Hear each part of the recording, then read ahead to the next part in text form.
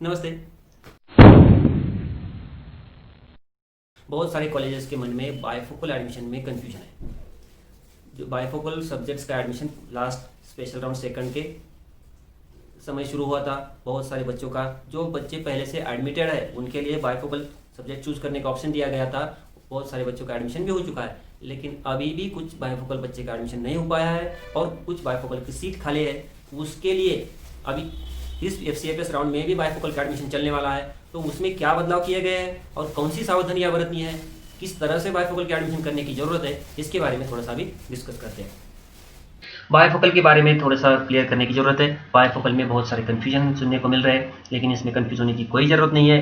पहले भी बता चुका हूँ मैं, इसके बायफोकल के ऊपर स्पेशल वीडियो है, वो भी आप देख सकते हो। बायफोकल एडमिशन के लिए जूनियर कॉलेज के लिए ये कुछ बातें हैं, मैं उदाहरण के तौर पर बता दूंगा। एक पहला उदाहरण है, समझ लो किसी कॉलेज में A, B और C डिवीजन्स है। पहली डिवीजन एडेड है, सेकंड डिवीजन अनएडेड है और थर्ड डिवीजन सेल्फ फाइनेंस है। ये तीनों स्ट्रीम के कोड अलग रहेंगे, उस कोड के हिसाब एडमिशन हुआ रहेगा। अगर किसी बच्चे को A डिवीजन में एडमिशन मिला है, उसने A डिवीजन चूज की है, तो A डिवीजन के लिए बायफोकल सब्जेक्ट नहीं है, तो उसको बायफोकल सब्जेक्ट नहीं दे सकते आप। अगर किसी बच्चे ने B डिवीजन में एडमिशन लिया है, उसको पता है पहले से ही कि B डिवीजन वही कंप्यूटर साइंस सब्जेक्ट है, तो वो इलेक्ट्रॉनिक नहीं ले पाएगा, वो कंप्यूटर साइंस के लिए एलिजिबल रहेगा।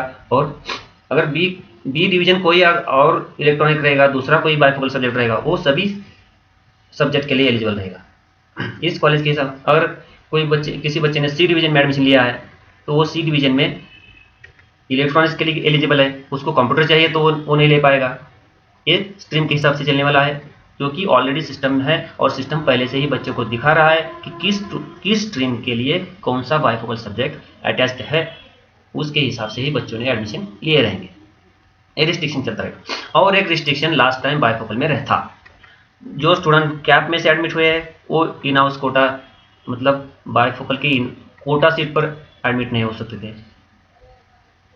इसके विपरीत किसी बच्चे ने अगर कोटा में से एडमिशन लिया हुआ है और वो कैप के बायफोकल सीट पर एडमिशन लेना चाहता है, वो नहीं ले पाता था।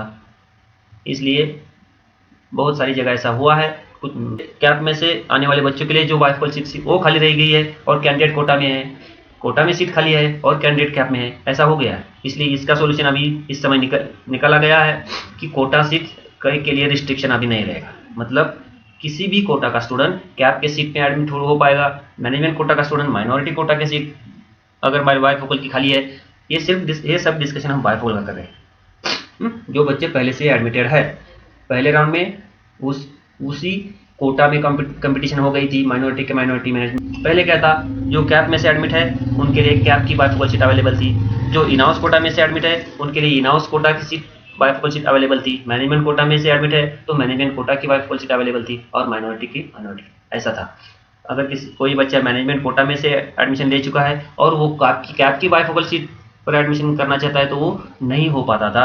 वो अभी इस FCFS राउंड के साथ जो पैरेलली बायफोकल का एडमिशन चलने वाला है, इसमें ये हो पाएगा।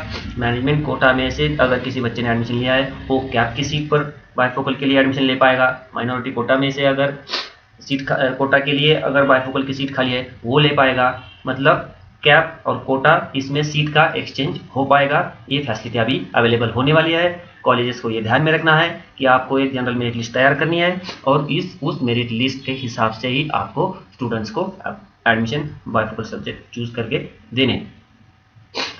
और एक बात हो सकती है, जैसे कि रिजर्वेशन कैटेगरी का रूल है, पहले उस रिजर्व कैटेगरी मतलब SC, ST, NT, OBC, EWS जो भी है, तो उस रिजर्व कैटेगरी की सीट उस रिजर्व कैटेगरी के स्टूडेंट को ही पहले देनी है।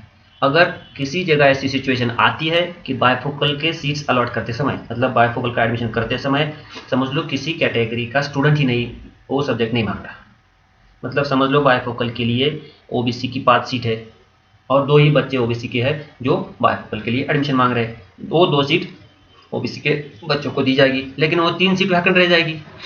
वो 3 सीट वैकेंट ना रहे, इसलिए क्या करेंगे, इस FCFS राउंड के साथ जो बायफोकल का एडमिशन चलने वाला है, इस समय कॉलेजेस ये कर पाएंगे कि वो OBC की 3 सीट खाली है, वो चेक करेंगे फिर से कोई कि वो OBC का कोई बच्चा तो वो एडमिशन नहीं मांग रहा। अगर बच्चा कोई है OBC के लिए OBC में से अवेलेबल नहीं है, तो वो 3 सीट जनरल मेरिट लिस्ट में से भरी जा सकती है।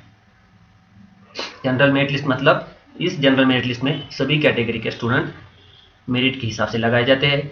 मतलब वो ओबीसी के 3 सीट में ओबीसी के बच्चे ना होने के कारण उस 3 सीट पे जनरल मेरिट लिस्ट में से बच्चे आएंगे। वो एससी हो सकता है, वो जनरल हो सकता है, कुछ कोई भी हो सकता है।